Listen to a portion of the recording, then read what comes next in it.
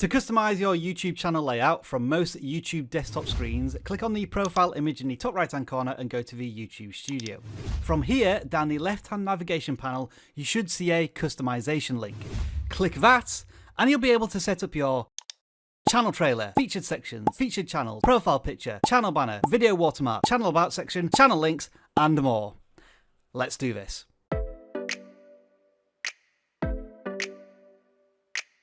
The changes that you make on the YouTube Studio customization screen will mostly impact your YouTube channel layout for both desktop and mobile. Remember, this is your home, make it as welcoming as possible for your guests. The customization screen is divided into 3 tabs. The Layout tab, which helps you build the foundations of your channel. The Branding tab adds style, design and colour to your channel, while the Basic Info tab adds text and links to your channel. Also, don't forget to publish any changes you make and be sure to watch this whole tutorial for lots of extra valuable tips along the way about how to set up your YouTube channel. Alright then, let's first take a look at the Video Spotlight section. Put simply, if a non-subscriber visits your channel, a channel trailer will automatically play like this. In this video, we're going to guide you through what it takes to get 4,000 hours of watch time on YouTube. So settle in, because this is a big one. I think that 10-second clip from that video pretty accurately describes what vidIQ is, a YouTube growth channel. It's not specifically a channel trailer video, it's one of our best converting videos from viewers into subscribers. But if you were to make a dedicated channel trailer, then here are a few quick tips. Keep the video very brief, no more than 45 seconds. Include B-roll, some of your best content, as you introduce yourself to camera and tell people who should be watching and why, and inject as much personality into the video as you can. And of course, once viewers have converted into subscribers, then you might want to show them an entirely different video. Which is why YouTube gives you the option to show a channel trailer to non-subscribers and a different featured video to subscribers. To change either of these, mouse over the appropriate box and click the 3 dots to either remove or change the trailer. From this pop-up, you can search your channel for the video you would like to use and click on it to select it. Don't forget to save and publish your changes once you've made them. Below the video, we have the Features section of the channel layout.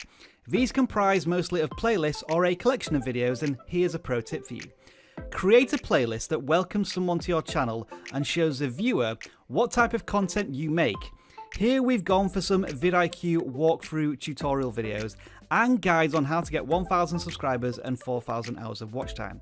Remember, we are creator-obsessed YouTube education, and these videos reflect exactly that. The second featured section is devoted to our most recent uploads. It quickly informs visitors that we upload regularly and we've uploaded recently. That's a mark of consistency, which is what visitors like to see.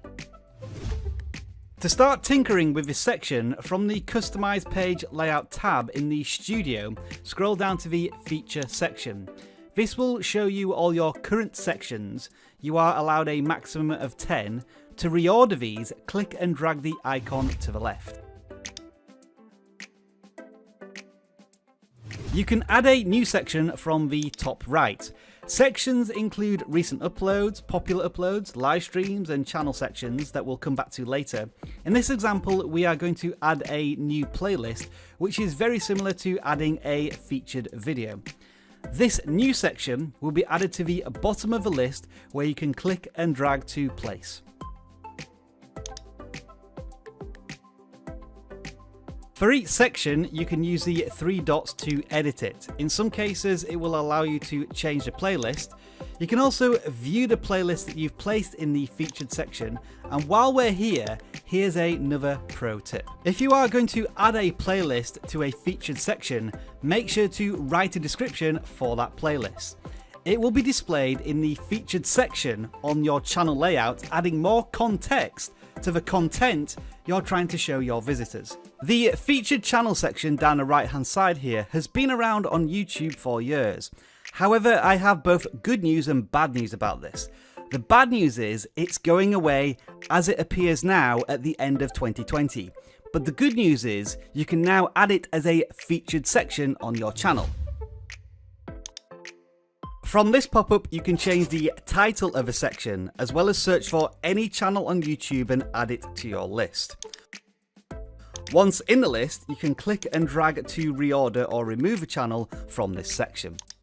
And as before, once you've added this section to your channel layout, you can reorder it. Whenever you make these changes and publish them, make sure to use the channel link at the top of the customization screen to see the changes on your YouTube channel. And as we scroll down the channel page, we now see our new featured channel section. Notice also how it's no longer displaying on the right hand side. I've got to be honest, I'm not sure I like this change. What do you think? Moving on to branding now, this is where you can customize parts of your channel with your logos. For the profile picture, there are a couple of things to bear in mind. Although you are uploading a square image, it will be displayed on YouTube as a circular image. When you upload the picture, it will show you how that crop will affect your picture. So make sure you don't include anything important in any of the corners of your image. There are even more things to consider with your channel banner. It must fit 3 media types: TV, desktop, and mobile. This last one is the most important since most people watch YouTube on a mobile device these days, and often people make banners that are cut off at the sides as they design it for desktop rather than mobile. When you upload a banner image, YouTube will show you how the image will look on different devices, and you can click and drag at the corners to resize it if you need to. When it comes to YouTube profile images and channel banners, and you could probably extend this to thumbnails as well, I have one very simple piece of advice. Keep it simple. Don't try to reinvent the wheel. Communicate what your channel is about in a way your audience can understand in a few seconds. Also, as a side note, you can change both images from this page by mousing over either the profile image or channel banner and clicking on the camera icon. This will redirect you back to the customization page in the YouTube Studio. The next branding feature is the video watermark that adds a small square image to the bottom right hand corner of your videos. It has the added benefit of being a subscribe call to action on desktop, where you can mouse over the image and subscribe to the channel. That's why we generally recommend adding a subscribe style image rather than a channel logo. As an added bonus, we are including this subscribe button image in the video description, so download it and use it as you please. You can also customize when this watermark appears. Again, we generally recommend having it visible throughout your entire video.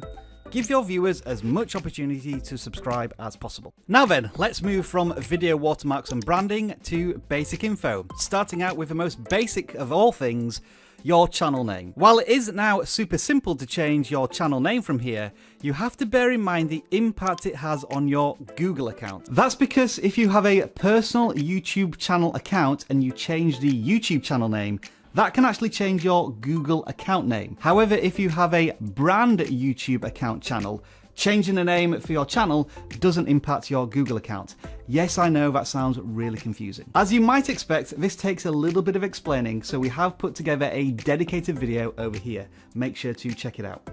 For your channel about section, speak directly to your target audience. Tell them the value they will gain from watching your content, rather than writing about what you, the creator, wants to get out of the channel.